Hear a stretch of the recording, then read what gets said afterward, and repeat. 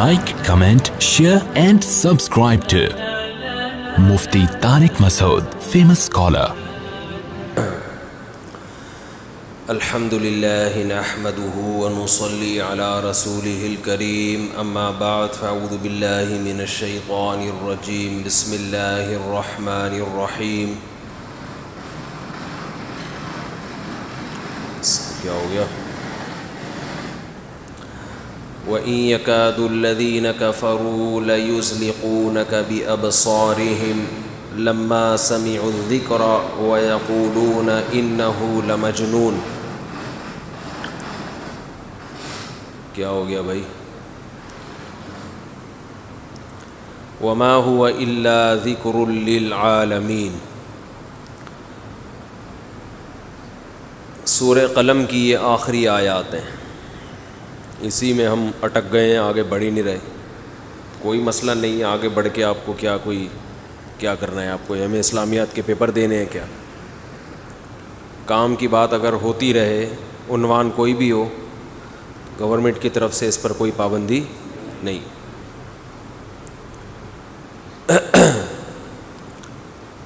وَإِن يَكَادُ الَّذِينَ كَفَرُوا لَيُزْلِقُونَكَ بِأَبْصَارِهِمْ لَمَّا سَمِعُوا الذِّكْرَ وَيَقُولُونَ إِنَّهُ لَمَجْنُونٌ.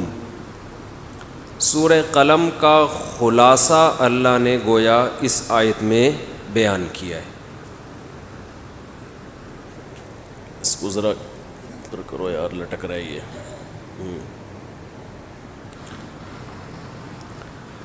خلاصہ کیسے؟ بہت سارے دلائل دیے آخرت کے وجود پر کہ آخرت قائم ہوگی، تمہیں موت کے بعد دوبارہ زندہ کیا جائے گا، مر کے مٹی ہو کے ختم نہیں ہو جاتے. اگر تم نے مر کے مٹی ہو کے ختم ہونا ہے تو یہ اللہ پہ بہت بڑا الزام ہے کہ اس نے بروں کا اور نیک لوگوں کا انجام ایک جیسا رکھا ہے. ظالم کا اور مظلوم کا اینڈ ایک جیسا ہوتا ہے. اس کے بنانے والے گویا بنانے والا جتنی دھاندلی کر رہا ہے، جتنا ظلم کر رہا ہے، اتنا تو دنیا میں کوئی بھی نہیں کرتا. سب بیکار کی باتیں ہیں. پھر یہ جو اچھا بن کے زندگی گزارے اسے کوئی انعام نہیں ملے گا، جو برا بن کے زندگی گزارے اسے کوئی سزا نہیں ملے گی. دنیا کی سزا تو محدود ہے نا. ایک آدمی 100 قتل کرتا ہے مگر سزا تو ایک ہی دفعہ قتل کیا جائے گا.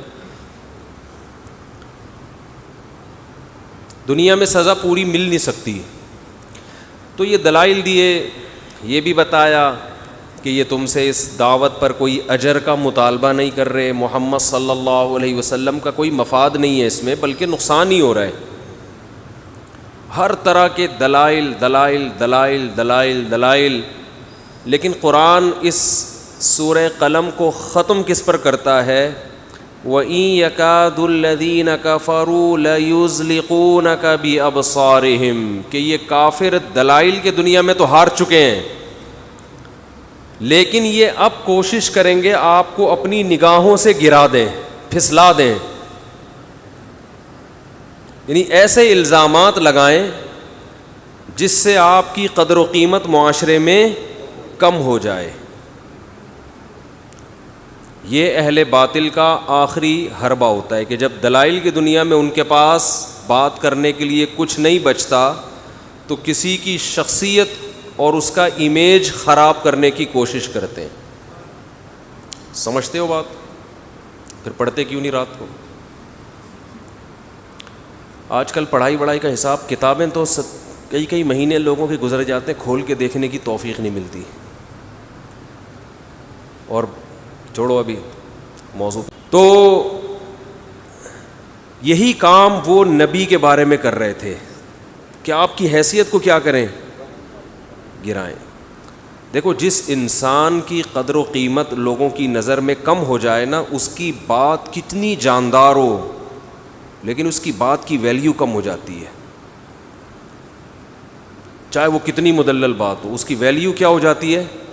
کم. لوگ کہتے ہیں 2 ٹکے کا آدمی ہے، چند ٹکے کا انسان ہے، اس کو کیا ہم فالو کریں، اس کی کیا ہم اس بات کو کیا ہم اہمیت دیں. یہ تو ایسے ہے، یہ تو ایسے ہے، یہ تو یوں ہے، یہ تو یوں ہے. تو اب وہ یہ چاہتے تھے کہ رسول اللہ صلی اللہ علیہ وسلم کا جو ایک مقام تھا، ایک خاندانی شرافت بھی تھی آپ کی، سب سے اونچے خاندان میں اللہ نے پیدا کیا، سرداروں کے خاندان میں، اور صادق اور امین لوگ پہلے سے کہا کرتے تھے. پوری زندگی آپ کی شخصیت پر کبھی جھوٹ کا الزام نہیں لگا. تو ایسی شخصیت جب اتنے زبردست دلائل دے، ام نجعل المسلمین کالمجرمین، موت کے بعد زندگی نہیں ہے، اس کا مطلب مر کے سب کیا ہو جاتے ہو برابر، ماننے والے نہ ماننے والے سب کا ایک ہی جیسا انجام.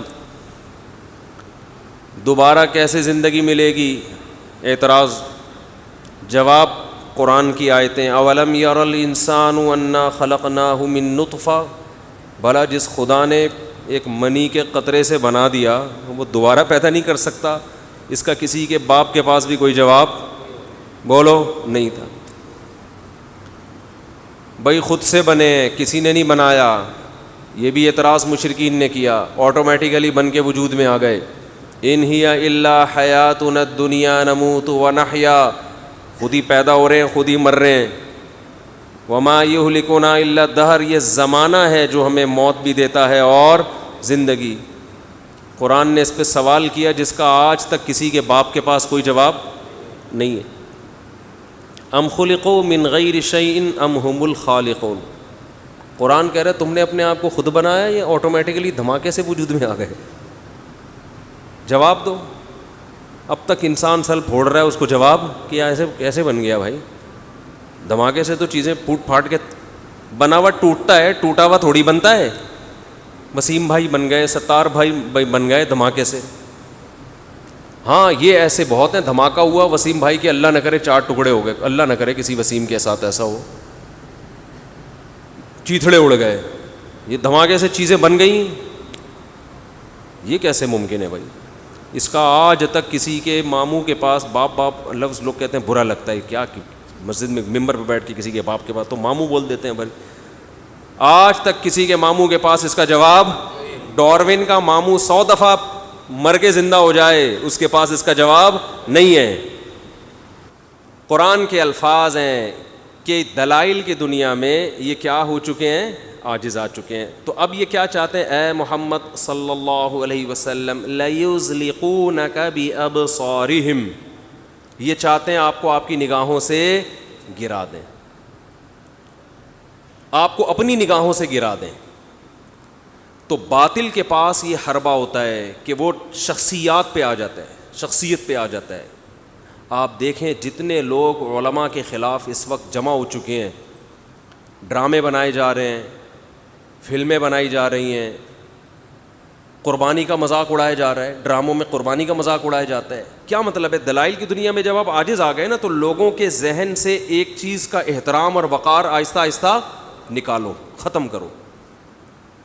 جب بھی کسی شخصیت کا احترام ختم ہوتا ہے اس کی بات کی ویلیو ختم. اس لیے اسلام میں ادب کی بہت اہمیت ہے، ویلیو ہے. دیکھو کچھ چیزیں گوروں نے، کیونکہ نیچر کو تو وہ بھی مانتے ہیں نا کہ نیچر کا کوئی آلٹرنیٹ نہیں ہے، وہ گورے اس کو فالو کرتے ہیں، حالانکہ وہ 100% اسلام کی تعلیمات ہے. آج جو یونیورسٹیوں میں، کالجز میں تربیت دی جا رہی ہے وہ کیا ہے؟ چھوٹے بڑے کا ادب اور تمیز آہستہ آہستہ ختم، کہ بھئی سب ایک جیسے ہیں تو میں اس کی بات کیوں مانوں، یا میں اس کو عزت کیوں دوں. آپ دیکھو فوج کا نظام کیا ہے، ایک فوجی کو اپنے آفیسر کی بے ادبی یا گستاخی کی قطعاً اجازت نہیں ہے، بلکہ یہاں تک بھی جو ہمیں معلومات ہیں کہ اگر کوئی آفیسر اپنے ماتحت سے اپنی عزت نہیں کرا سکتا تو یہ چیز اس آفیسر کی ترقی میں بھی رکاوٹ بنتی ہے. اس کی جو ہسٹری تیار ہوتی ہے نا اس میں یہ بات بھی نوٹ ہوتی ہے کہ اس کے ماتحت اس کی عزت نہیں کرتے. یعنی یہ آپ کا کمال ہے کہ آپ نے اپنے ماتحتوں سے اپنی عزت کروانی ہے. وجہ کیا ہے؟ اگر آپ کا ماتحت آپ کی عزت نہیں کر رہا، عین ممکن ہے وہ میدان جنگ میں آپ کی اطاعت نہ کرے وہ. کسی آفیسر نے کسی عام فوجی کو کہا کہ بھئی آپ, ایک مثال دے رہا ہوں کہ یہ کوئی آرڈر دیا, وہ کہہ رہا ہے سر میں نہیں کر رہا. وہ کیا کہہ رہے ہیں؟ میں نہیں کر رہا, جاؤ جو مرضی کرنا ہے اکھاڑ لو. فوج میں یہ نظام نہیں چل سکتا. یہ کیا ہے بھائی؟ Order is order. وجہ کہ آج یہ بے ادبی کر رہا ہے, کل جب جنگ چھڑے گی اور اس کو آرڈر دیا جائے گا لڑنے کے لیے, اس موقع پر اگر یہ کہہ دیا اس نے کہ میں نہیں جا رہا, تو آپ کو پتہ ہے میدان جنگ میں لمحے خطا کرتے ہیں اور صدیاں اس کی سزا پاتی ہیں. یہ جو بغداد کی خلافت کا خاتمہ ہوا ہے نا, یہ علماء کی کوے کے حلال یا حرام ہونے کی بحث کی وجہ سے نہیں ہوا. یہ بھی لوگوں نے علماء کو بدنام کرنے کے لیے ایک شوشہ چھوڑا ہوا ہے کہ بغداد میں اس پہ مفتیوں کی بحثیں ہوتی تھی کوا حلال ہے یا حرام, اور یہ مسئلے ہوتے, مناظرے ہوتے تھے. بغداد کی خلافت کا خاتمہ اس بیس پر ہوا ہے کہ ایک شخص نے جو حکومتی لیول پر بہت اوپر تک پہنچ چکا تھا, وہ غدار تھا, وہ چنگیز خان اور ہلاکو خان سے ملا ہوا تھا. اس نے بارڈر کھول دیا تھا ہلاکو چنگیز خان کو حملہ کرنے کے لیے. غداری کی اس نے مسلمانوں کے ساتھ, وہ رافضی تھا, اس نے غداری کی, اور اس نے کیا کیا, چنگیز خان کے لیے کیا کر دیا, راستہ بنا دیا. وہ جب راستہ کھل گیا وہ تو اس کی فوجیں, ورنہ کسی کا باپ بھی بغداد پہ قبضہ نہیں کر سکتا تھا, اتنی مسلمانوں کے اندر پاور تھی لڑنے کی. لیکن جب آرڈر ہی آ گیا اوپر سے اور راستہ کھول دیا گیا, تو فوج ماتحت تو اپنے آفیسر کی کو فالو کرتے ہیں نا. تو ایک بہت پیک کے عہدے پہ پہنچا ہوا آدمی, اس نے کیا کی, بغاوت کی. وہ مل گیا تھا ان کے ساتھ, تو اپنے ہی راستے کھول دیتے ہیں, اپنے ہی ملتے ہیں, تو بغاوتیں کامیاب ہوتی ہیں. پھر تو یہ اصل وجہ بنی تھی بغداد کی خلافت کے خاتمے کا. میدان جنگ میں لمحے خطا کرتے ہیں اور صدیاں اس کی سزا پاتی ہیں. بغداد کی خلافت میں ایک شخص کی غداری نے پوری تاریخ مسلمانوں کی الٹ کے رکھ دی, پوری تاریخ الٹ دی. تو اس لیے فوج کے اصول کیا ہیں کہ بھائی ماتحت کو اپنے آفیسر کی عزت دینی پڑے گی. یہ انگریز کا بنایا ہوا قانون ہے جو ہماری آرمی میں بھی چل رہا ہے, بالکل صحیح ہے. تو یہی قانون جہاں بھی جس ملک میں بھی ہوگا نا, جس خاندان میں ہوگا کہ چھوٹا بڑوں کو عزت دے گا, تو وہاں بڑوں کی اطاعت کی جائے گی. جس قوم میں لوگ اپنے پیغمبر کی عزت کرتے ہوں گے, وہاں پیغمبروں کے حکم کو فالو کیا جائے گا. جہاں لوگ علماء کی عزت کرتے ہوں گے, وہاں علماء کی بات کو وزن دیا جائے گا. جہاں ٹیچر کی عزت ہوگی, وہاں ٹیچر کی بات کو ویلیو دی جائے گی, اس کی بات کو لوگ شوق سے سنیں گے. جہاں عزت ختم, ادب ختم, اس لیے کہتے ہیں نا بے ادب بد نصیب. جو آدمی ادب ختم ہو جائے تو پھر اس کی تربیت اور ٹریننگ اور علم کا راستہ اس کے لیے بند ہو جاتا ہے, سیکھنے کے دروازے بند ہو گئے اس کے لیے. حتیٰ کہ اگر وہ جم سے, مجھے وہ ہمارے وہ باڈی بلڈر بیٹھے ہوئے ہیں ماشاء اللہ, آپ ہیں نا, ان سے مجھے ایک واقعہ بھی یاد آ گیا. ہمارے ایک دوست تھے, وہ مسٹر کراچی بنے جم میں نا. اچھا میں جو جم میں جاتا ہوں, میں کوئی باڈی بلڈر نہیں ہوں بھائی. پتہ نہیں لوگ کہہ رہے ہیں مفتی صاحب پابندی سے جم جاتے ہیں, آپ اپنی ویڈیو بنا کے بھیجیں, سوئمنگ, جنگ, جاگنگ, یہ وہ, پتہ نہیں وہ اولمپک کا. بھائی ہم ایسے ہی جا کے تھوڑے بہت ڈنڈ ونڈ پہن لیتے ہیں, اور کچھ نہیں ہے. لوگ پتہ نہیں کیا بنا کے پیش کر رہے ہیں کہ جاگنگ بھی ایسے ہی تھوڑا بہت اتنا بھاگ لیتے ہیں کہ کتا اگر ہمارے پیچھے لگے تو جان بچا لیں ہم اسے, اتنا بھاگنا ہمیں آتا ہے. کتا پیچھے لگے تو ہم کیا کر لیں گے, بچا لیں. یا کوئی موبائل لے کے بھاگے تو اس کے پیچھے بھاگ لیں گے. ایسا نہیں ہے کہ کوئی اولمپک کے مفتی طارق مسعود صاحب جناب جاگنگ سوئمنگ کے ماسٹر, ایسے لوگ کمنٹس آ رہے ہیں. کچھ ایسا کچھ بھی نہیں ہے. سوئمنگ میں یہاں سے تیر کے ادھر سے نکل آتے ہیں الحمدللہ. اتنی سوئمنگ آتی ہے, اتنی آتی ہے کہ 14 فٹ, وہ ہمارا ایک سوئمنگ پول تھا تو اس میں ہم اوپر سے چھلانگ لگا کے 14 فٹ نیچے جا کے چونی نکال کے لے آتے تھے. اس وقت ہمارے دل میں اٹھنی چونی کی بڑی ویلیو تھی, 8 آنے کی بڑی ویلیو, 50 پیسے کی بڑی ویلیو ہوتی تھی. تو ہم بچپن میں چھلانگیں لگاتے تھے اوپر سے نا, اگر کوئی 50 پیسے نیچے پھینکے, ہم خود ہی پھینکتے تھے, تو اس کے غم میں پھر ہم چھلانگ لگا کے 14 فٹ گہرائی میں سکہ رائج الوقت نکال کے لاتے تھے ہم. تو اتنی سوئمنگ مجھے آتی ہے. یہ نہیں کہ کوئی اولمپکس کے کھیلوں میں کوئی مقابلے میں یا کوئی بہت ہی پروفیشنل آدمی ہوں, تو ہمارا کام یہ ہے نہیں. اور میں تو جو لوگ جم میں جا کے ڈنڈ پیل کے باڈی بلڈر بن رہے ہیں ان کو بھی کہتا ہوں کچھ اور کام کرو یار. کیا بھائی یہ یوں ہی نکلتے جا رہے ہو, یہاں سے اسپیڈ بریکر یہاں سے نکلا ہوا ہے, ایک اسپیڈ بریکر یہاں سے. اپنی باڈی کو اسپیڈ بریکر نہیں بناؤ, بس اتنا جم میں جاؤ, اتنا کرو کہ صحت کو مینٹین رکھ سکو. سمجھتے ہو؟ یہ مقصد کائنات نہیں ہے, مقصد پیدائش جم تھوڑی ہے. کیونکہ میں دیکھ رہا ہوں کئی گھنٹے ایکسرسائز اتنی ٹف, پھر اس کے بعد پورے بکرے پھوڑتے ہیں بیٹھ کے. یہ کوئی انسان ہے یار؟ تو بڑا بکرا بیٹھ کے کھا رہا ہے, 8-8 کلو دودھ پی رہا ہے, جائیدادیں کھا رہا ہے لوگوں کی بیٹھ کے, اور قوم کو کھانے کے لیے لوگ کیا کھائیں گے اگر تو سب کچھ تو ہی کھا جائے گا. تو جم بھی جائیں, فرض ہے. میں تو کہتا ہوں اس زمانے میں صحت کو مینٹین نہیں رکھ سکتے, لیکن تھوڑی بہت ہلکی پھلکی ڈنٹ ونٹ پہلے, پسینہ بہایا, ہلکا پھلکا وزن اٹھایا, اتنا کہ بالکل ہی بیٹھ نہ جائیں. تو تھوڑا تھوڑا اپنے آپ کو یعنی اس سے ٹچ رکھیں. جاگنگ کریں اتنی کہ تھک جائیں, سانس پھول جائے, پسینہ نکل جائے, ہارٹ بیٹ آپ کی تیز ہو جائے, تو اس کا فائدہ ہوتا ہے دل کو. تو کولیسٹرول وغیرہ نہیں پیدا ہوگا. اس کے بعد ہلکا پھلکا دودھ پی لیے, انڈے بنڈے کھا لیے, کافی ہے. بس زیادہ آپ پھوڑنا پھاڑنا. اور دیکھ رہا ہوں میں لوگوں کو اب 3 گھنٹے جم میں لگے رہتے ہیں. یار اتنی ایکسرسائز, 5 سال سے روٹی نہیں کھائی, کیونکہ روٹی میں وہ کارب ہوتا ہے, تو کارب سے فیٹ پیدا ہوتا ہے, تو فیٹ سے پھر یہ اسپیڈ بریکر صحیح طرح نہیں بن پائیں گے. چھوڑو یار اتنا اپنے آپ. ٹھیک ہے روٹی کم کرو, 1 آدھ کھا لو دن میں, کافی ہے.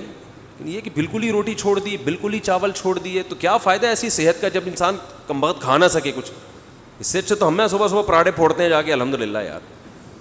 وہ ایک آدمی نے کہا نا گرم پانی پینے سے صحت اچھی ہوتی. میں نے کہا ٹھنڈا پانی پی کے مر جائے, یہ گرم پانی پی کے زندہ ہونے سے بہتر ہے.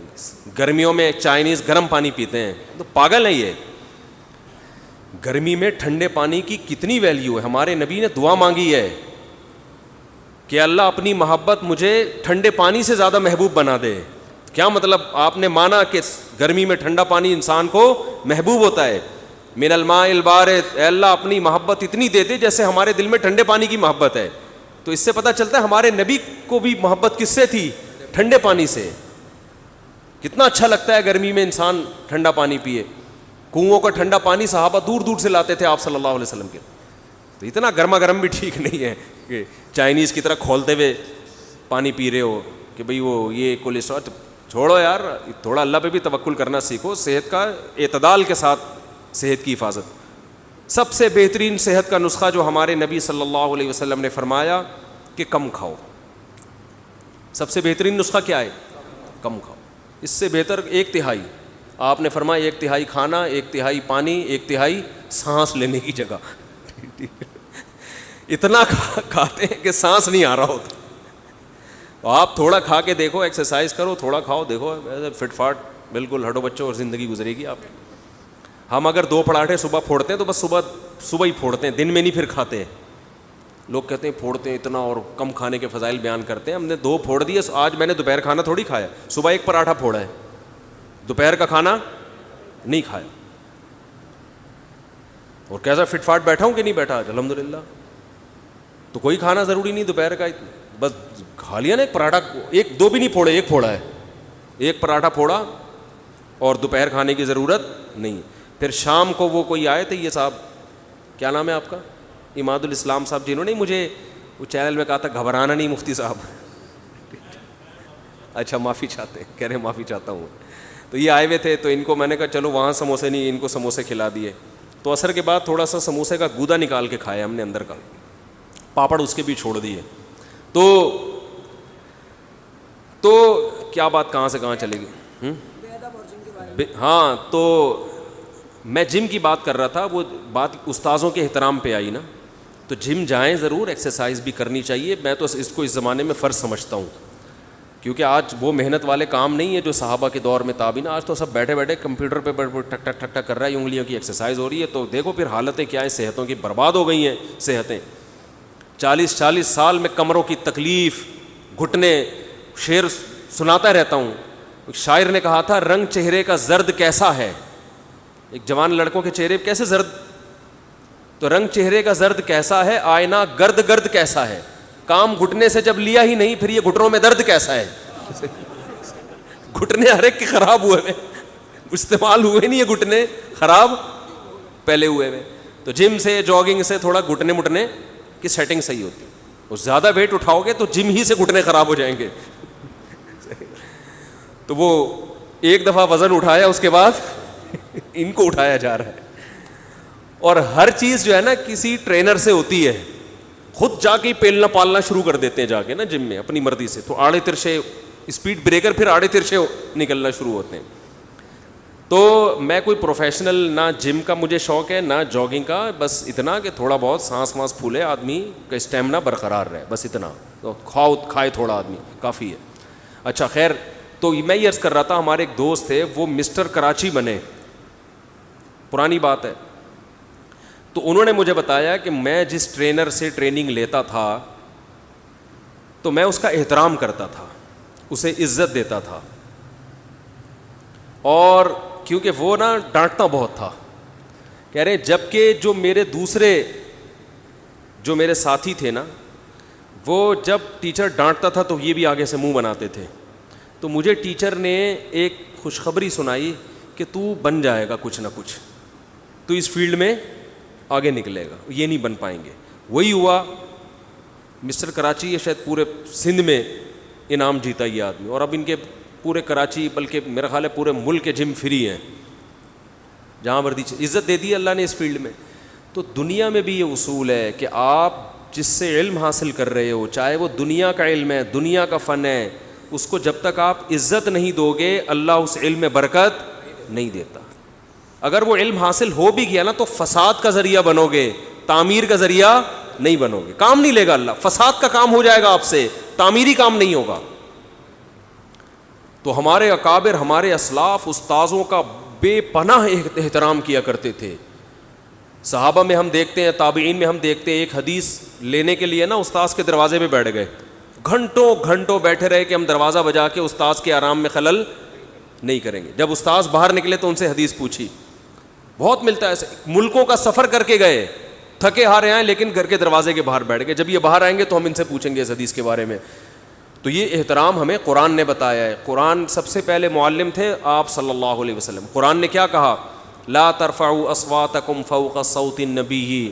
صحابہ سے قرآن نے کہا کہ اپنی آواز کو نبی کی آواز سے اونچا بولو مت کرو. کیوں؟ معلم ہیں, تمہارے ٹیچر ہیں, مربی ہیں, تو احترام کرنا ہے, آواز کو پیغمبر کی آواز سے اونچا نہیں کرنا. یہی احترام تابعین نے صحابہ کا کیا ہے. جو احترام صحابہ نے کس کا کیا؟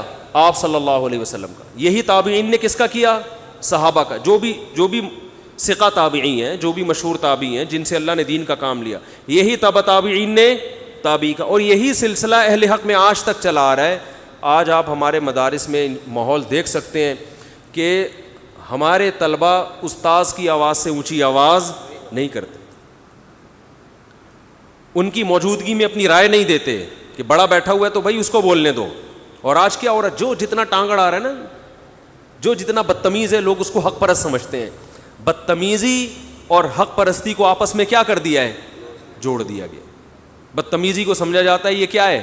حق گو ہے, ڈنکے کی چوٹ پہ, جو جیسے ہے نا نوجوان جو یہ کہتے ہیں کہ مجھے جب غصہ آتا ہے تو میرا میٹر شارٹ ہو جاتا ہے, تو یہ گدھے ہونے کی علامت ہے. غصے کے وقت ہی تو پتہ چلتا ہے کہ کون اپنے میٹر پہ کنٹرول رکھتا ہے اور کس کا میٹر کیا ہو جاتا ہے, شارٹ. لیکن آج اس کو کمال سمجھتے ہیں. جو نوجوان کہے میں غصے میں پاگل ہو جاتا ہوں, کہتے ہیں واہ ارے زبردست یار, تو غصے میں بھائی تو زبردست یار, ہم تو پھر بھی ہم تو پاگل نہیں ہوتے, جو بہت بہادر ہے. تو جو برائی تھی وہ کیا بن گئی ہے؟ اچھائی. یہ تو غصے آ تو رکھ کے چماٹ لگاتا ہوں میں, جب میرے کو غصہ ہے رکھ کے چماٹ لگانا کہ اچھا کام ہے. تو بالکل اسی طرح بدتمیز اور بے ادب کو کیا سمجھا جاتا ہے؟ اچھا. جو یونیورسٹی میں, کالج میں ٹیچر کا احترام نہ کرے, آنکھوں میں آنکھیں ڈال کے بات کرے, بدتمیزی کرے, وہ اس کو لوگ کیا سمجھ رہے ہیں؟ اچھا. جو استاذ کی ڈانٹ ڈپٹ برداشت کر رہا ہے, اس کا تھپڑ برداشت کر رہا ہے اور خاموشی سے سن رہا ہے, کوئی بات نہیں یار استاذ ہیں عزت دو, اس کو لڑکے کیا سمجھتے ہیں؟ پاگل بزدل آدمی ہے. ابے تو جواب دے ان کو, تو چپ کیوں کھڑا ہوا ہے؟ تیری انسلٹ کر دی, تیری بے عزتی کر دی. بھائی عزت کسی بڑے کے سامنے اگر وہ آپ کی بے عزتی کرے اور آپ خاموش رہیں تو خدا کی قسم اس سے عزت دار لوگوں کی نظر میں آپ کی عزت بڑھتی ہے. لڑو اپنے جیسوں سے, اپنے سے چھوٹوں سے, اپنے جیسوں سے لڑو اور اپنے سے لڑو کا مطلب یہ ہے کہ اپنے چھوٹوں کی بے عزتی پر آپ کو غصہ آئے پھر لڑو. یہ مطلب نہیں کہ ان سے خام خامے جا کے لڑو. اپنے چھوٹوں کی بے عزتی پر آپ کو غصہ آئے تو سمجھ جائے, بڑے اگر کر رہے ہیں تو بھائی اللہ نے ان کو حق دیا یار, باپ ہے, ماں ہے, بھائی ہے بڑا, تھوڑی بہت سنا دی تو کیا ہے. ہم تو اللہ کا شکر ہے ہمارے گھر میں ایک ہمیں ایسا ماحول دیا گیا, بڑے ڈانٹتے رہتے تھے, ہم سنتے رہتے تھے, اچھا بھائی ٹھیک ہے جی. اور ہمارے دوستوں کے یہاں بھی ہم نے یہی دیکھا تھا. مجھے یاد ہے میرا ایک دوست بیل بجا رہا ہے اپنے گھر میں نا, گھنٹی بجا رہا ہے, گھنٹی پہ کھول نہیں رہا کوئی دروازہ, اتنے میں اس کا بڑا بھائی آیا, بولا بھونپو لے کے آ جا, چھت پہ چڑھ کے نا, مجھے اچھی طرح بھونپو لے کے آ. اتنی سنائی اس کو, اور یہ چھوٹا چپ کر کے کھڑا رہا ہے. پہلے ایسا ہی ہوتا تھا. اب اگر بڑا بھائی کہے نا بھونپو لے کے آ جا, تو یہ جواب کیا دے گا, میں بھی تو گھنٹے سے بٹن پہ ہاتھ رکھ کے کھڑا ہوا ہوں, تم لوگ کو اتنی توفیق نہیں ملتی دروازہ کھولو, الٹا مجھے ہی سنا رہے ہو. آج فوراً جواب دینا شروع. یہ نہیں دیکھے گا یار بڑا ہے, بولنے دو, بڑاس نکال لیں دو, چپ کر کے نکل جاؤ نا. بڑے چھوٹے کی تو تمیز کی ایسی کی تیسی ہو گئی ہے. یہ ایسا لگ رہا ہے کچھ دنوں میں نا یہ ہمارا جو کلچر بننے والا ہے نا, اللہ معاف فرمائے, سخت الفاظ استعمال کر رہا ہوں, انسانوں کے بجائے گدے گھوڑوں کا لگے گا کہ یہ گدے گھوڑے رہتے ہیں یہاں پہ. یعنی ایسا لگے گا ہمیں. بیٹیاں ماؤں کے سامنے زبان چلا رہی ہیں, ماں کچھ سخت لفظ بولتی ہے, بیٹی فوراً کیا کرتی ہے آگے سے رپلائی. چپ رہنا آتا ہی نہیں ہے کہ یار خاموشی بھی کوئی چیز ہوتی ہے. شوہر بیوی کو ڈانٹے, فوراً جواب میں رپلائی آئے گا. چلو یار اس کو غصہ آئے تم تھوڑی دیر کے لیے چپ ہو جاؤ, فوراً اینٹ کا جواب کس سے ملتا ہے, پتھر سے. تو ہر جگہ یہی مارکیٹ میں ایک فیشن ہے, ٹھیک ہے نا, چل رہا ہے.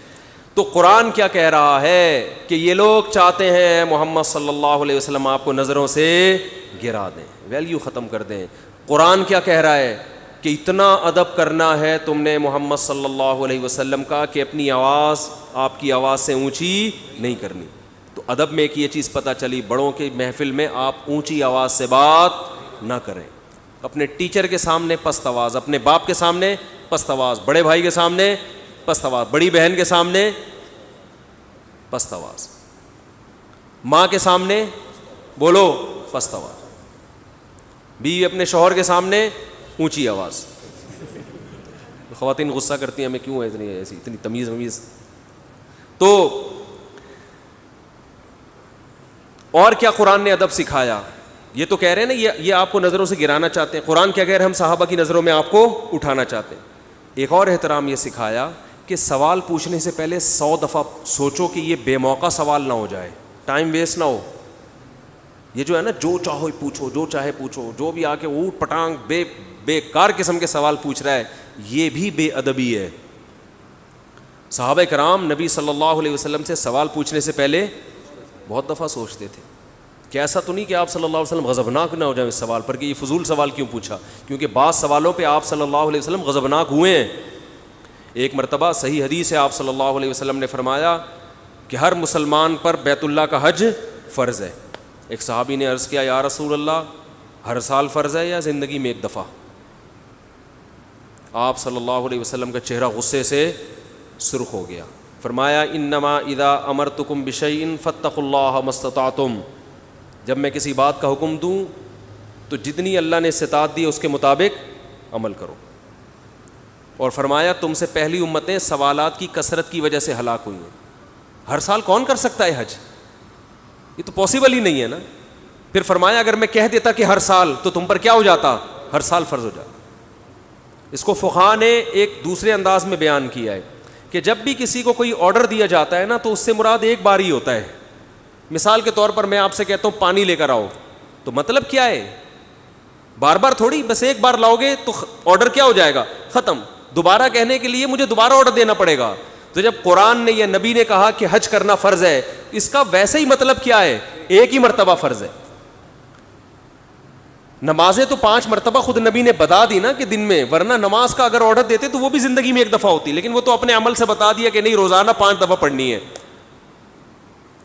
تو صحابہ دیکھ چکے تھے کہ آپ صلی اللہ علیہ وسلم ہر سوال پہ خوش نہیں ہوتے, غضبناک بھی ہوتے ہیں.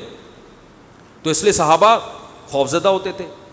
ایک اور مشہور حدیث ہے بخاری مسلم کی, حضرت عمر رضی اللہ تعالیٰ عنہ فرماتے ہیں کہ ہم رسول اللہ صلی اللہ علیہ وسلم کی محفل میں بیٹھے ہوئے تھے. یہ میں اس لیے اتنی ڈیٹیل بتا رہا ہوں کہ ابا سے بھی سب کچھ پوچھ لیتے ہیں, اماں سے بھی اماں کو غصہ آتا ہے مجھ سے یہ کیوں پوچھ رہے ہو؟ وہ لوگ کہتے ہیں ہم نے پوچھا ہے نا. ہر بات ہر ایک سے پوچھنے کی نہیں ہوتی. ابا سے پوچھ رہے ہیں دوسری شادی کب کر رہے ہو آپ اماں کے سامنے. ابا کہے گا تو مجھے مروائے گا. ابا آپ کو غصہ کیوں آ رہا ہے؟ تو پھر کیا خوشی ہوگی اس کو؟ بھائی تو چھپڑ میں پوچھ لیتا, کنارے پہ جا کے پوچھ لیتا. اماں سے پوچھ رہے ہیں, اماں ابا کا ارادہ تو نہیں ہے کہیں, تو اس پہ ابا کو بھی غصہ آئے گا, اماں کو بھی غصہ آئے گا. تو کیسی باتیں کر رہے ہیں ہم. وہ ایک ساس تھی نا, اس کی بہو خاموش مزاج, شادی ہو کے آئی, کچھ بولتی نہیں تھی. تو ساس نے بہو سے کہا بیٹا کچھ بولا کر, بہویں بولتی ہنستی بولتی اچھی لگتی ہیں, گھر کی رونق ہوتی, چپ کر کے بیٹھی رہتی ہے, کچھ تو پوچھا کر, کچھ سوال پوچھ لے, کچھ بات کر لے. اس نے کہا چلو کل پوچھوں گی. 24 گھنٹے سوچتی رہی کیا پوچھوں. اگلے دن آگے پوچھتی ہے کہ اگر تیرا بیٹا مر گیا تو بھی تو مجھے اسی طرح عزت دے گی؟ اس نے کہا تو چپ ہی رہا کر, تو سوال پوچھا, سوال شروع کہاں سے کیا؟ بیٹے کو مارنے سے. یہ بول میں مر گئی تو تیرے بیٹے کا کیا ہوگا؟ تو ہر حق بات پوچھنے کی نہیں ہوتی. عملی زندگی سے اس کا تعلق ہے, موقع ہے, سامنے والے کا موڈ دیکھو. میرے ساتھ جتنے لوگ اٹھتے بیٹھتے ہیں, میں اپنی تعریف نہیں کر رہا, وہ یہ کہتے ہیں کہ آپ خوش مزاج ہو.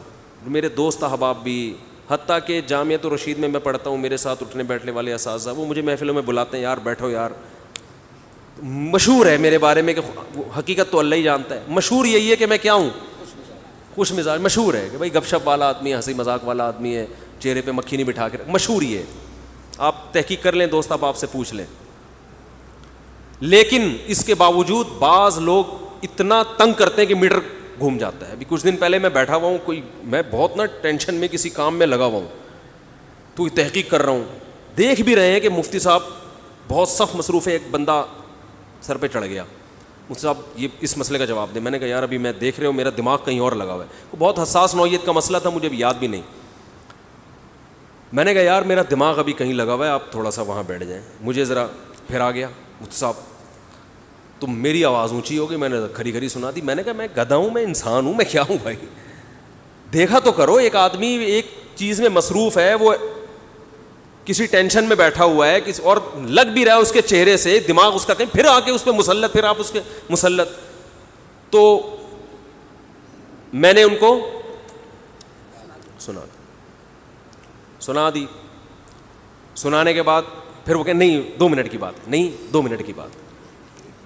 میں نے کہا یار اب تیسری دفعہ سناؤں گا اپنے اخلاق ہی خراب ہوں گے. میں وہاں سے اٹھ کے چلا گیا. پھر جب میرا غصہ ٹھنڈا ہوا تو پھر میں نے بندے سے کہا بلاؤ یار, یہ پھر جا کے بولیں گے مفتی طارق مسعود صاحب کے اخلاق کیا ہیں, خراب ہیں, بدتمیز ہیں, ڈانٹتے ہیں, کہیں بلاؤ یار سوری موری کرتے ہیں. پتہ نہیں وہ مارکیٹ سے شارٹ ہو گیا, تو سن رہا ہو تو سوری. ٹھیک. امام شافعی فرماتے ہیں من اغضب فلم یغضب فہو حمار, کہ جس کو غصہ دلایا جائے نا, ایک حد تک کنٹرول کرتا ہے انسان غصے پہ. فرمایا پھر بھی اس کو غصہ آنا ہے نا, وہ گدھا ہے. گدھے کو جتنا لوڈ ڈال دو غصہ نہیں کرتا. بن حرکت ہے تو گدھے والی کر رہا ہے. تو حضرت عمر, میں وہ واقعہ سنا رہا تھا حضرت عمر رضی اللہ تعالیٰ عنہ کا. تو پہلے میں یہ بتا دوں کہ گھروں میں بھی سوال پوچھنے سے پہلے سوچنا چاہیے کہ حضرت جو بھی بڑے ہیں, آپ کے ابا ہیں, چاچا ہیں, ماما ہیں, خالو ہیں, جو بھی ہیں, کہ یار ایسا نہ ہو ان کو برا لگ جائے. تو 10 دفعہ انسان سوچے پوچھنے سے پہلے کہ یہ پوچھنے کی بات ہے بھی یا نہیں ہے, ایسا نہ یہ اپنی بے عزتی محسوس کریں اس میں. تو حضرت عمر رضی اللہ تعالیٰ عنہ حدیث کے راوی ہیں, مشہور حدیث جس کو حدیث جبریل کہا جاتا ہے, کہ آپ صلی اللہ علیہ وسلم کی محفل میں ایک شخص آیا, اور کیا تھا, شدید بیاض الثیاب, انتہائی سفید کپڑے اس شخص نے پہنے ہوئے, شدید سواد الشعر, انتہائی سیاہ بال, لا یرا علیہ اثر السفر ولا یعرفہ منا احد. کتنی عجیب بات ہے, کہہ رہے ہم میں سے کوئی اسے جانتا بھی نہیں تھا, لیکن اس پہ سفر کے کوئی آثار تھے بھی نہیں. تو بہت عجیب سی بات ہے یا نہیں ہے کہ ایک بندے کے اتنے سفید کپڑے, جبکہ وہ اس محلے کا بھی نہیں, کیونکہ پہلے تو اونٹوں پہ پیدل آتے تھے نا, تو بھائی میلے کپڑے ہوتے, ہم کہتے ہیں پتہ نہیں کہیں سے کہاں سے آیا ہوگا, مصر سے آیا ہوگا, شام سے آیا ہوگا, کہیں سے آیا ہوگا. وہ لوگ تو سب ایک دوسرے کو جانتے تھے جیسے گاؤں میں جانتے, صدیوں سے اکٹھے رہ رہے ہیں, لیکن کپڑوں کی سفیدی سے لگ رہا ہے بھائی مقامی آدمی ابھی نہا دھو کے آیا ہے, مگر ہم میں کوئی اس کو جانتا نہیں ہے, اور ایسا جوان کہ اس کے انتہائی سے احوال, اور نبی سے اتنی بے تکلفی کا اظہار جیسے کوئی پرانا دوست ہو. حتی اسند رکبتیہ الی رکبتیہ ووضع کفیہ علی فخذیہ, اپنے گھٹنے نبی کے گھٹنوں کے ساتھ ملا دیے, ایسے دو زانوں چپک کے بیٹھ گیا, اور اپنے ہاتھ اپنی یا نبی کی ران مبارک پہ رکھ دیے. تو کتنا عجیب منظر ہے. لیکن حضرت عمر فرماتے ہیں ہم میں یہ گویا حدیث کا مفہوم ہے کہ ہم میں ہمت نہیں ہوئی کہ نبی سے پوچھے کہ یہ کون ہے. بھائی دیکھ رہے ہیں بس جو بھی منظر ہے دیکھتے رہو, ہو کیا رہا ہے بھائی. نبی جب نہ اس کو ڈانٹ رہے ہیں نہ اسے کچھ کہہ رہے ہیں, ہوگا کچھ ہمیں نہیں پتا. اور پھر آگے کیا فرماتے ہیں کہ نبی سے سوال پوچھا, یا محمد اخبرنی عن الاسلام, آپ مجھے بتاؤ اسلام کیا ہے. تو آپ صلی اللہ علیہ وسلم نے بتانا شروع کیا, الاسلام ان تشہد ان لا الہ الا اللہ وان محمد رسول اللہ. سب صحابہ بیٹھے ہوئے ہیں, سب یہ منظر دیکھ رہے ہیں, مگر کسی کی ہمت نہیں ہے کہ وہ نبی کی مجلس میں پوچھ لیں. بھائی چپ کر کے دیکھتے رہو کیا ہو رہا ہے. ہم ہوتے 20 دفعہ ہم درمیان میں پہلے اس کو گریبان سے پکڑ کے باہر نکالتے ہیں, تو ہے کون, کس سے پوچھ کے آیا ہے, اور تو پہلے بتا تو تیرے کپڑوں پہ نہ کوئی اثر ہے, جن تو نہیں ہے کہیں. بھائی دیکھ رہے ہیں کہ جب نبی کچھ نہیں کہہ رہے تو سب سے زیادہ اعتراض کس کو ہونا چاہیے تھا, نبی کو. تو نبی ہم سے زیادہ جانتے ہیں, تو جب وہ خاموش ہے تو ہم بھی کیا کریں, چپ کر کے بیٹھے رہے, آرام سے خاموشی سے بیٹھے رہے. اور پھر کتنا عجیب منظر کہ گھٹنے نبی کے گھٹنوں مبارک کے ساتھ ملا کے پوچھ رہے ہیں کہ اخبرنی عن الاسلام, آپ بتاؤ مجھے اسلام کیا ہے. تو آپ نے فرمایا اسلام یہ ہے کہ گواہی دو کہ اللہ کے سوا کوئی عبادت کے لائق نہیں, اور محمد صلی اللہ علیہ وسلم اللہ کے بندے اور رسول ہیں. وتقیم الصلاۃ وتؤتی الزکاۃ وتصوم رمضان وتحج البیت ان استطعت الیہ سبیلا. رمضان زکوٰۃ دو, رمضان کے روز نماز قائم کرو, زکوٰۃ دو, رمضان کے روزے, اور استطاعت ہے تو حج کرو. فرماتے ہیں اس نے کہا صدقتا, اے محمد آپ نے سچ کہا. حضرت عمر کہتے ہیں ہمیں اور عجیب, فعجبنا یسألہ ویصدقہ. بھائی سوال بھی پوچھ رہا ہے اور خود ہی کہہ رہا ہے سچ کہا, یہ تو امتحان لینے کے لیے آیا ہے. اور امتحان کس کا ہو رہا ہے, معاذ اللہ پیغمبر صلی اللہ علیہ وسلم کا. بھائی جو سوال پوچھتا ہے وہ یہ تو نہیں کہتا کہ آپ نے جواب بالکل صحیح دیا ہے, اس کا مطلب آپ کو تو پہلے سے پتا تھا, تو پوچھ کیوں رہے ہیں ہم سے. لیکن کسی صحابی میں یہ ہمت نہیں ہو رہی کہ نبی کے محفل میں سوال پوچھیں کہ یا رسول اللہ جب یہ پوچھا کیوں اس نے, یہ تو معاذ اللہ آپ کا امتحان لینے آیا گویا. پھر اس نے پوچھا, جبریل, وہ بعد میں پتہ چلا وہ فرشتے جبریل علیہ السلام تھے. پھر پوچھا کہ مل ایمان کیا ہے, مل ایمان. تو انہوں نے آپ صلی اللہ علیہ وسلم نے فرمایا ایمان یہ اللہ پر, اس کی کتابوں پر, اس کے رسولوں پر, اس کے فرشتوں پر, آخرت کے دن پر, تقدیر پر ایمان لایا جائے. صدقتا, سچ کہا.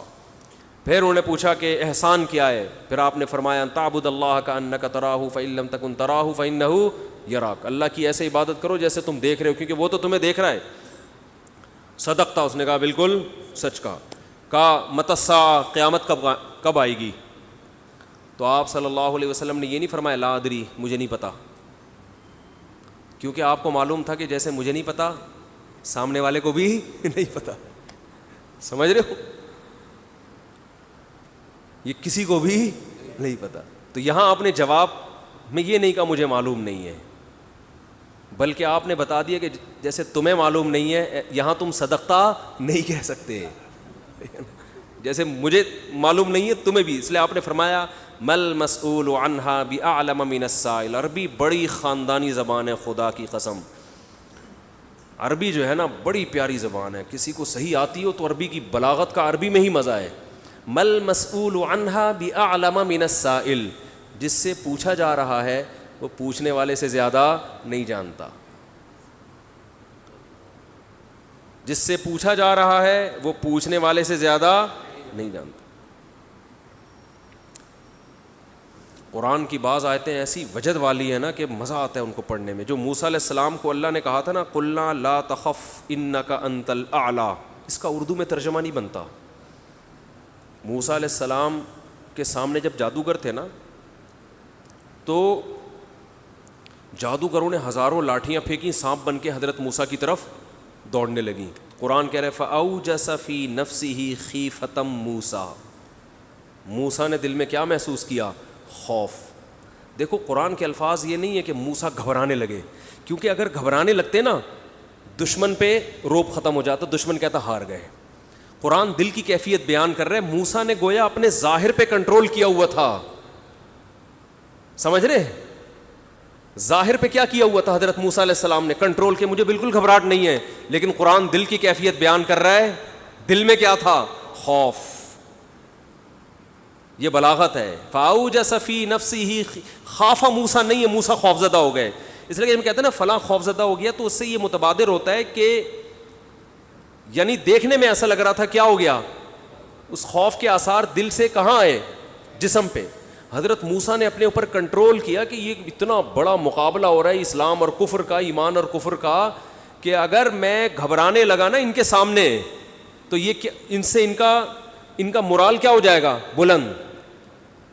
تو قرآن کہہ رہا ہے اوپر سے تو بڑے کانفیڈنس کے ساتھ, لیکن دل کی کیفیت کون جانتا ہے؟ اللہ. فَأَوْجَسَ فِي نَفْسِهِ, قرآن کہہ رہا ہے دل کے اندر موسیٰ کو خوف محسوس ہوا. قُلْنَا, ہم نے کہا, ہم نے کیا کہا؟ دل کے اندر وحی کی اللہ نے بھی. دل گھبرا رہا ہے تو دل میں وحی کی. لَا تَخَفْ, اے موسیٰ خوف مت کر, اِنَّكَ أَنْتَ الْأَعْلَى, آج کے دن تو ہی غالب ہوگا. یہ نہیں کہا اِنَّكَ الْأَعْلَى, نا نا نا نا نا, اِنَّكَ الْأَعْلَى نہیں کہ تو غالب ہوگا. اِنَّكَ, دیکھو اِنَّا کا معنی بھی وہی ہے جو اِنَّا کا انتا ہے. کا مطلب بھی تو, انتا کا معنی بھی تو.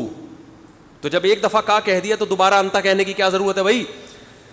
ابے چھوڑو یار, رہنے دو, تم لوگ کو بہت مشکل ہے بات سمجھانا. جو مجھے مزہ آ رہا ہے نا اس آیت میں وہ آپ سوچ بھی نہیں سکتے. قرآن یہ نہیں کہہ رہا اِنَّكَ الْأَعْلَى کہ تو کیا ہو جائے گا, تو ہی برتر ہوگا, تو ہی غالب ہوگا. انکا انتا, یہ تاکید کے لیے, اے موسیٰ تو, صرف تو, ٹھیک ہے نا, اکیلا.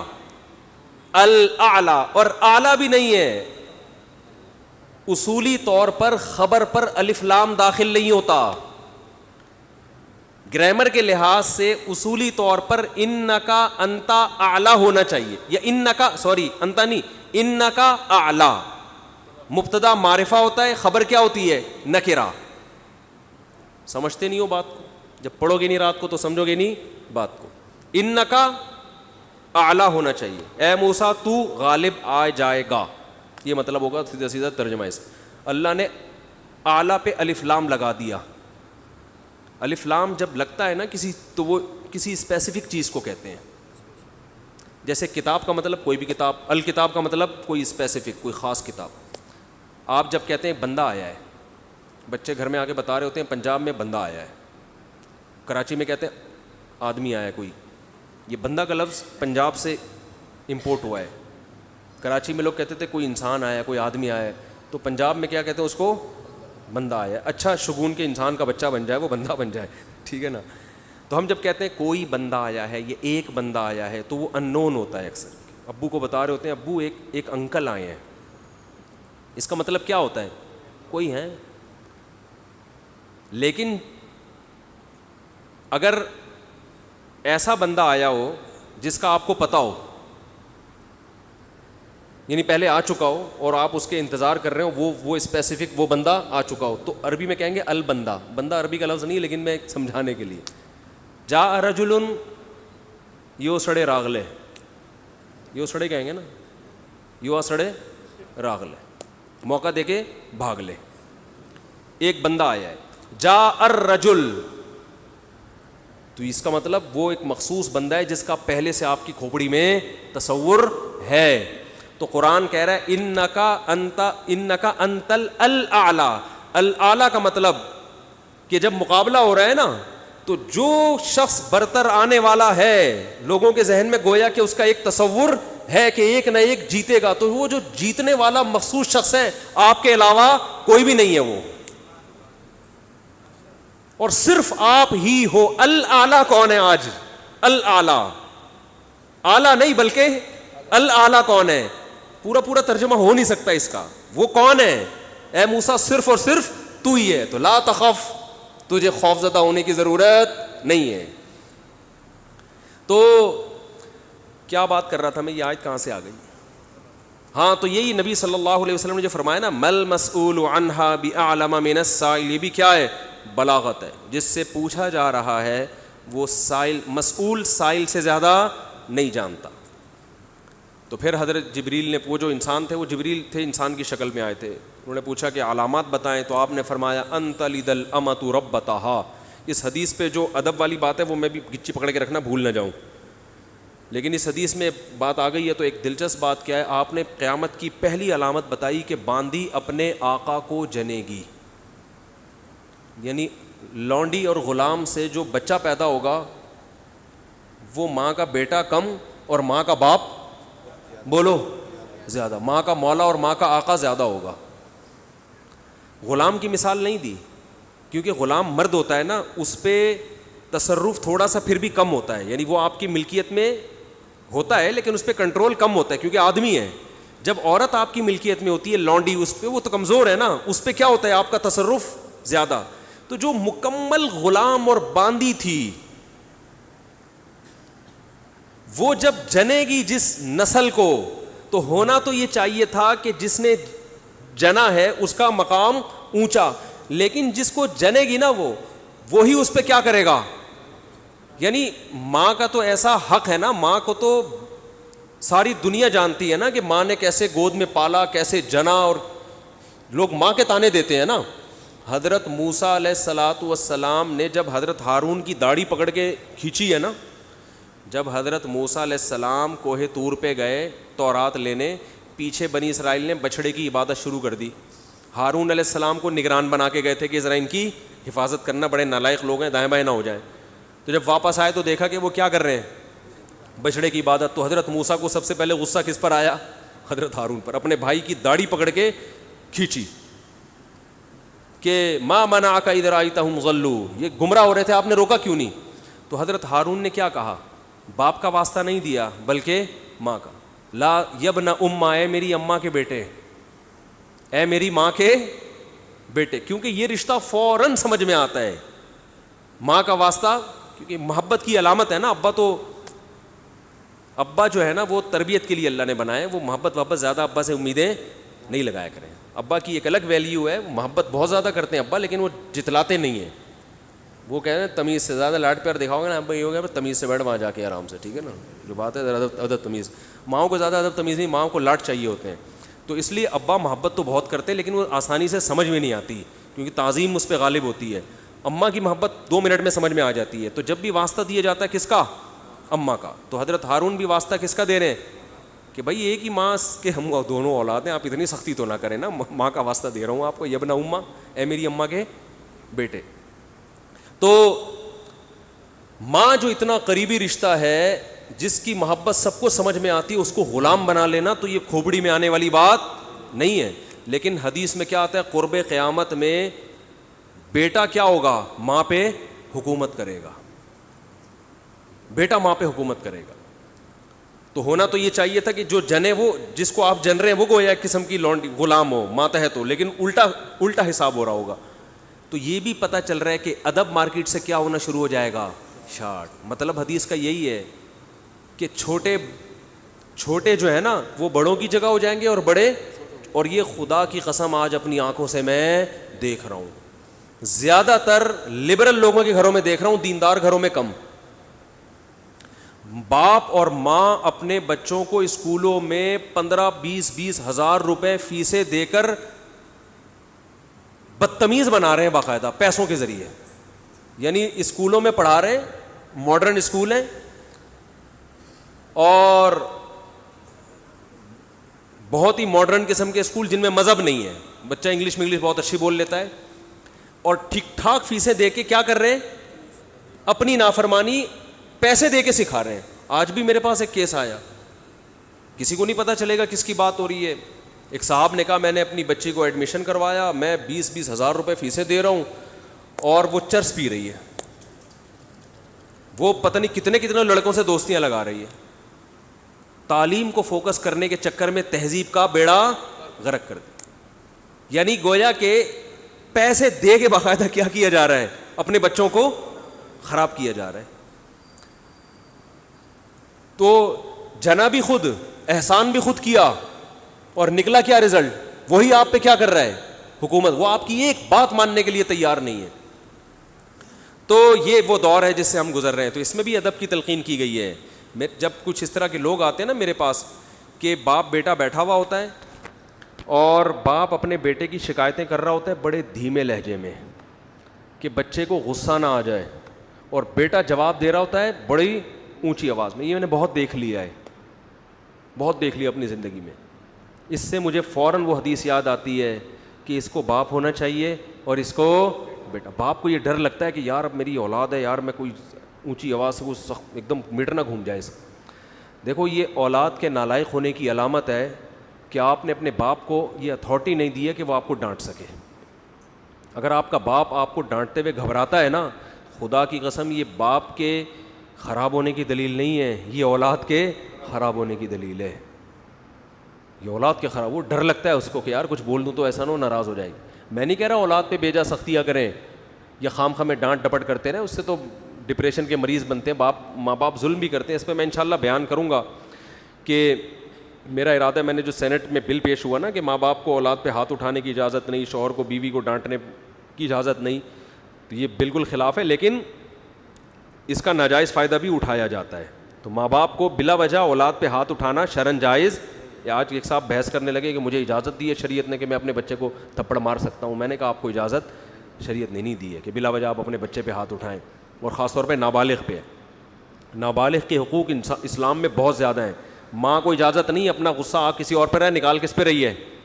میں نے ماؤں کو دیکھا ہے طبیعت خراب ہے جھنجلا رہی ہے, بچے کو پڑھ کے طبیعت سے کوٹ دیا اس کو, وہ بیچارہ. بعض بچے ماں کی چنگیز خان جیسی مائیں ہوتی ہیں, وہ بچے ٹھٹر ٹھٹر کے ان کی جو گروتھ ہے نا وہی رک جاتی ہے ان کی. اتنا سختی کا ماحول انہوں نے گھر میں دیکھا ہوتا ہے. تو یہ نہ باپ کے لیے جائز ہے اور نہ ماں کے لیے. تو اس میں علماء کے واقعات بھی سناؤں گا کہ اپنی اولاد کو مارنے سے پہلے کیا ان کے اصول تھے کہ ہم زیادتی نہ کر بیٹھے. تو یہ بھی ہے. اچھا خیر, تو جلدی سے بات کو یہ سمیٹ کے ختم کرتا ہوں. یہ کیا ہو گیا, ہو گیا. تو رسول اللہ صلی اللہ علیہ وسلم کی محفل میں حضرت جبریل آئے تو حضرت عمر فرماتے ہیں,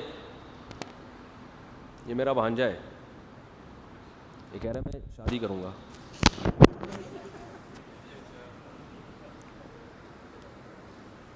اس کو میں کہتا ہوں دکان پکوڑوں کی باتیں کرو, کہ تم کرو شادی لیکن اپنے خرچے پہ کرو, اپنا الگ گھر لے کے دو. یہ آدھا بیان سنتے ہیں آدھا نہیں سنتے. ایک دن یہ اور اس کا چھوٹا بھائی دونوں حافظ ہیں ماشاء اللہ, کہنے لگے ماموں کوئی بیوہ شیوا کا رشتہ ہو تو بتا دیں. اب ان کے گھر میں پھڈا ہو گیا, یار یہ کیا بچے بگڑ رہے ہیں, ہم تو تربیت کے لیے بھیج رہے تھے اور یہ بچے کیا کر رہے ہیں. تو میں نے کہا جب آپ مفتی طارق مسعود کے بیان میں بھیجو گے تو یہ سوچ کے بھیجا کرو. لیکن میں نے ان سے کہتا ہوں کہ بیٹا تم آدھا سن رہے ہو آدھا نہیں سن رہے. میں نوجوانوں کو ترغیب دیتا ہوں شادی کرو, لیکن یہ نہیں کہتا کہ ابا کو فورس کرو کہ ابا اپنے خرچے پہ کرائیں. گھر بھی آپ کا اپنا ہوگا, بیگم کو کھلانے کا خرچہ بھی آپ کا اپنا ہوگا. پھر آپ 4 کرو, پھر آرڈر پہ بیوہ بنا کے کرو. ٹھیک ہے نا. تو اچھا خیر, تو حضرت عمر رضی اللہ تعالیٰ عنہ فرماتے ہیں فلبثت ملیہ, میں نے جب یہ منظر دیکھا تو میں بہت دنوں تک ٹھہرا رہا. یعنی کچھ دن گزرنے کے بعد بھی حضرت عمر کی ہمت نہیں ہوئی کہ نبی سے پوچھیں کہ یا رسول اللہ یہ کون تھے, یہ کیا ہے احترام, کہ بھئی ایسا نہ ہو نبی صلی اللہ علیہ وسلم ناراض ہو جائیں. خود کیوں نہیں بتا رہے بھئی, یہ اہم بات ہوتی تو آپ صلی اللہ علیہ وسلم تو خود معلم تھے, خود بتاتے. تو فرماتے ہیں کچھ دن کے بعد خود نبی نے مجھ سے پوچھا کہ عمر جانتے ہو وہ شخص کون تھا. میں نے کہا اللہ اس کے رسول ہی زیادہ جانتے ہیں. فرمایا ھذا جبریل اتاکم یعلمکم دینکم, یہ جبریل تھے انسانی شکل میں آئے تھے تمہیں تمہارا دین سکھانے کے لیے. اس سے پتہ چلتا ہے کہ تعلیم کا صرف یہ طریقہ نہیں ہے کہ استاذ بیٹھ کے بچوں کو پڑھاتا رہے سارا دن بیٹھ کے. یہ نیچرل وے آف ٹیچنگ ہے کہ ایک ماحول بنا دیا, ایک شخص آ رہا ہے صحابہ, اچھا پھر ایک تعجب کی فضا قائم کی گئی تاکہ نا ان کو یہ محفل یاد رہے. اگر ایسا ہی ہوتا وہ نارمل ڈریس سفر والے ڈریس میں آتے تو یہ تو نارمل مجلس ہے بھائی کوئی مسافر آیا ہے, ایسا ایک مخمصے میں ڈالا گیا کیونکہ جب کوئی ایسی عجیب سی محفل ہوتی ہے نا تو دماغوں میں بیٹھ جاتی ہے, اس کا ایک ایک منظر یاد رہتا ہے. تو اس سے ماحول کی تبدیلی کا بھی انسان پہ اثر پڑتا ہے. تو صحابہ کیا کر رہے ہیں, نبی صلی اللہ علیہ وسلم سے سوال پوچھنے سے پہلے ایک اور واقعہ سنا کے بس یہ میں ٹاپک ختم کرتا ہوں. ایک اور واقعہ ہے, حدیث میں آتا ہے کہ آپ صلی اللہ علیہ وسلم نے ظہر یا عصر کی نماز پڑھائی, صحیح حدیث ہے, اس میں آپ نے 4 کی جگہ 3 رکعتیں پڑھا دیں. کتنی؟ 3. اب صحابہ سوال نہیں پوچھ رہے کہ یا رسول اللہ یہ آپ سے غلطی سے ایسا ہوا ہے, کیا ہوا ہے, خوف زدہ. حضرت ابو بکر اور عمر بالکل پیچھے بیٹھے ہوئے ہیں. حدیث میں آتا فہابا ان یتکلماہ, آپ گھبرائے کہ آپ اس بارے میں نبی سے سوال پوچھیں. کیوں؟ ہو سکتا ہے نبی کو اس بات میں غضب آ جائے کہ بھائی جب میں نے 3 پڑھائی ہیں تو میرے 4 پڑھنے سے جب چاہ کہ ہاں تمہاری یہ نیکی لکھی جا رہی ہے تو حلال کی طرف آؤ اور کسی کی مت سنو. سمجھتے ہو, بائک پہ گاڑی پہ پہلے سے موسٹ وانٹیڈ لکھ کے لگا دو, کسی کی مت سنو, اس میں ٹینشنیں آئیں گی, برداشت کرو اللہ کے لیے. سمجھتے ہو, میں اپنی ٹینشنوں کے قصے سنانا شروع کر دوں آپ پاگل ہو جاؤ گے. آپ کہتے ہو مسا بڑے ہنسی خوشی, اللہ کا شکر ہے ہنسی خوشی زندگی گزری ہے لیکن بہت ٹف لائف گزاری ہے میں نے, جو اگر میں آپ کو سناؤں تو آپ بولو یار یہ ہو کیا گیا. لیکن یہ کہ بس ایک دفعہ فیصلہ کر لو یار, ہے بس. جو لٹکا ہوا ہوتا ہے نا کم وقت بیچ کا آدمی, کرنے جا رہا ہے پھر ڈر گیا, پھر واپس آ رہا ہے, پھر کرنے جا رہا ہے, یہ اپنی بیوی کو بھی ٹینشن دیتا ہے اور گھر میں بھی ٹینشن کا ماحول, اور کرنا کرانا اس نے کچھ, اور یہ کرے گا تو مرے گا بھی, یا تو پہلی کو لٹکا دے گا یا دوسری کو لٹکا دے گا. تو ایسے بزدلوں کا کام نہیں ہے. سمجھ رہے ہو, پوچھ رہے ہوتے ہیں کر لوں جا کے بیگم کر. آج ایک آدمی نے کہا کہ میں دیکھ رہا ہوں, میں ابھی گھر بیوی کے سامنے دوسری شادی کی بات کروں گا, دیکھتا ہوں ریئیکشن کیسا ہو رہا ہے, اگر برداشت ہو گیا تو کر لوں گا, اگر نہیں ہوا تو میں نے کہا بھائی تو نہیں کر. میں نے اس کو منع کیا, میں نے کہا تیرے اندر ہمت نہیں ہے, 2 بیویوں کو رکھنا بہت مشکل کام ہے, بہت ٹینشن کا کام ہے, بڑا حوصلہ چاہیے, ہمت چاہیے, ببر شیر جیسی آواز چاہیے اس کے لیے. ڈانٹو تو کانپنے لگے وہ, ورنہ وہ نہیں, وہ مار دے گی. تو بہت مشکل کام ہے, ٹھیک ٹھاک ٹینشن ہوتی ہے اس میں, لیکن پھر بھی میں کہتا ہوں کرو کیونکہ معاشرے کی ضرورت ہے یہ, لیکن دل گردہ پیدا کر کے کرو. آرمی میں بھرتی ہونے کے لیے جاتے ہیں نا, تو جب وہ پوچھیں گے آپ کو میدان جنگ میں بھیجا گیا تو آپ جاؤ گے, تو آپ کیا کہو گے؟ سر بالکل جاؤں. اگر آپ نے انٹرویو میں کہہ دیا اس وقت میں دیکھوں گا سچویشن, اگر ایسا ہوا میں دیکھوں گا حالات کیا ہیں, تو سلیکشن ہوگی. دفعہ ہو یہاں سے, بول نکل, مروائے گا. تو فوج میں دیکھا جاتا ہے بھائی دل گردہ ہے یا نہیں ہے. ISSB کے امتحان میں بھی دیکھا جاتا ہے اس میں. اچھا اس میں یہ بھی دیکھا جاتا ہے کہ بحث کرنے کی طاقت کتنی ہے اس میں. بعض لوگ نا بحث ہی نہیں کر پا رہے ہوتے, ایسے منمنا رہے ہوتے ہیں, ہنا رہے ہوتے ہیں, تو ان میں بھی ڈیسیجن پاور نہیں ہوتی.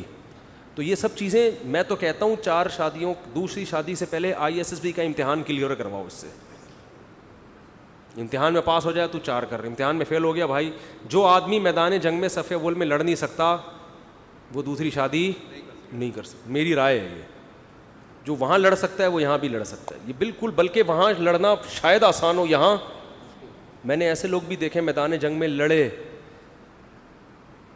جنگ ہوئی, انڈیا پاکستان کی جنگیں تو ہوتی رہتی ہیں نا, میدان میں بہادری کے جوہر دکھائے, گھر میں آگے کہا یار یہ کام ہم سے نہیں ہوتا.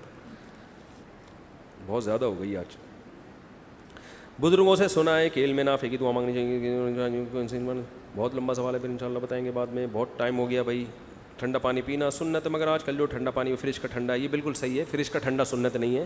جو نیچرل ٹھنڈا ہو, کنویں کا جو ٹھنڈا, چشموں کا جو ٹھنڈا پانی ہوتا ہے وہ نہیں مل رہا تو فریج کا ٹھنڈا پی لو. چشمے کے لیے تھوڑی جائے گا وہاں پہ. میرا مطلب ہے کہ بالکل جو ابلے ہوئے گرم پانی چائنیز پی رہے ہیں وہ نہ پیو, کم از کم گرمی میں وہ نہ پیو. ہو سکتا ہے صحت کے فائدے ہوں, لیکن سب کچھ صحت نہیں ہوتا. تھوڑا سا اللہ نے لذتیں بھی رکھی ہیں. میں پراٹھے کھاتا ہوں لیکن میں کوشش کرتا ہوں اس کو پگھلا دوں میں ایکسرسائز کر کے, صحیح ہے نا. تو پراٹھے کا اپنا مزہ ہے یار, کیسے چھوڑ دے آدمی. اچھا بھائی ٹھنڈا پانی فریج کا پی لو. کیا اسٹیمپ پیپر پر شوہر اور بیوی کے سگنیچر کیے جائیں تو کیا طلاق ہو جائے گی؟ یہ شوہر کو 2 گواہوں کی اسٹیمپ پیپر پہ 3 طلاقیں لکھی ہوئی ہیں اور شوہر نے سائن کر دیے تو ہو جائے گی, گواہ ضروری نہیں ہے. بیوی کے سائن ضروری نہیں ہے, صرف شوہر کے سائن صحیح ہو جائے گی. اس حدیث کا مطلب سمجھا دیں گے, نماز میں کھڑے ہو تو خیال کرو تم اللہ کو دیکھ رہے ہو جبکہ ہم اللہ کو نہیں دیکھتے. حدیث کا مطلب ہے کہ اللہ تمہیں دیکھ رہا ہے, اصل مطلب یہ ہے کہ یہ تصور کرو کہ اللہ تمہیں دیکھ رہا ہے. پھر کبھی تفصیل بتاؤں گا اس کی. سوال یہ کہ ہم دیوبند مسئلے کو فالو کرتے ہیں, لیکن کیا میں بریلوی لڑکی سے شادی کر سکتا ہوں جبکہ میرا بیان نہیں آیا گرین ہری پگڑی والوں میں شادی؟ تو آپ بھی کر لیں, لیکن اس کے عقیدے شرکیہ نہ ہو. اس سے پہلے پوچھ لیں رسول اللہ صلی اللہ علیہ وسلم حاضر ناظر تو نہیں ہے, آپ انسان ہیں, بشر ہیں, مختار کل تو نہیں ہے. یہ عقیدوں کی اصلاح پہلے ضروری ہے, تو کوئی بھی ہو اس کی اصلاح ضروری ہے. اچھا وہی پھر لمبا سوال ہے بعد میں. آٹومیٹک مشین میں اگر ناپاک کپڑے دھوئیں تو پاک ہو جائیں گے؟ آپ کچھ سوال پوچھنا چاہتے ہیں بھائی, پوچھیں, کیا پوچھ رہے ہیں؟ یہ پھر لمبے بہت ٹائم ہو جائے گا نا, بہت زیادہ وقت ہو گیا ہے. ارشاد.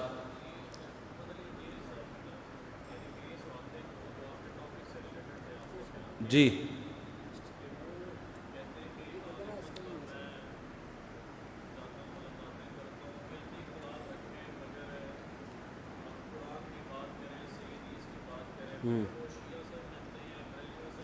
ہاں, کیا سوال مجھے سمجھ میں نہیں, تھوڑا ادھر قریب آ جائیں نا. آواز آپ کی نہیں آ رہی, صرف تصویر آ رہی ہے.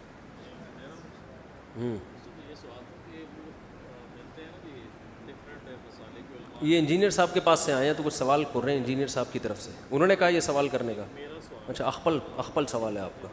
اس میں وہ بریلوی عالم سے ملتے ہیں, یعنی کہ سعید اسد صاحب سے ملے, پھر جاوید غامدی صاحب سے ملے. جی, انجینئر صاحب غامدی صاحب سے ملے, بریلوی صاحب سے ملے, اور جواد نقوی صاحب ان سے بھی ملے, جواد نقوی صاحب سے. جی میں بات کرتا ہوں قرآن اور صحیح حدیث کی, علمی اختلاف رکھیں مگر ہم یونٹی کی بات کریں.